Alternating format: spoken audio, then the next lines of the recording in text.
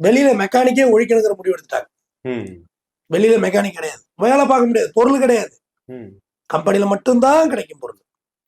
அடுத்தது லேப்டாப் போட்டு பாக்குறது, அது எல்லா மெக்கானிக்கும் அந்த விவரத்தை கத்துக்க முடியுமா?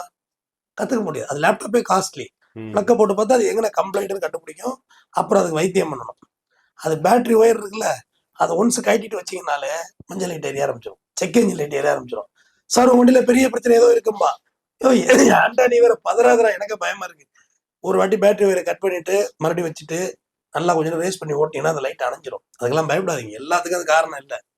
ஒழுங்கா வண்டியில் ஆயில் இருக்கா, தண்ணி ரேடியேட்டர்ல தண்ணி இருக்கா, கிரவுன் ஆயில் இருக்கா, கியர் ஆயில் இருக்கா, இன்ஜின் ஆயில் இருக்கா, 5 நம்ம எப்படி 5 உறுப்பு ராஜ உறுப்பு, அது மாதிரி 5 சரியா இருக்கா, ரைட்டு. 6வது பிரேக்கு. பிரேக் எல்லாம் போனா தெரியும், பெடல் உள்ள போறது வெளில வர்றது தெரியும்.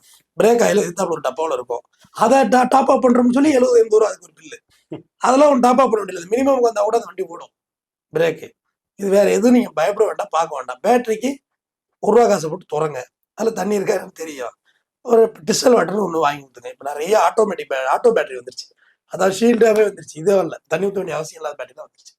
இது எல்லாத்தையும் பண்ணிட்டு நம்மள்ட்ட அடுத்தது ஒரு அட்வைஸ் அடிப்பாரு, இல்லை சார் ட்ரம் எல்லாம் கழட்டணும், ஷூ மாற்றி தான் ஆகணும். மாத்தாட்டி ப்ராப்ளம் தானே சார், எங்கள் வழியில் நிற்க நம்ம அப்படியே கன்வின்ஸ் ஆரம்பிச்சிருவோம். நம்ம ஏதோ ஒரு வேலையில் இருப்போம், பார்ப்பேன் வண்டி மைண்டே இருக்காது, சரி மாற்றி கொண்டு வச்சுருவோம்.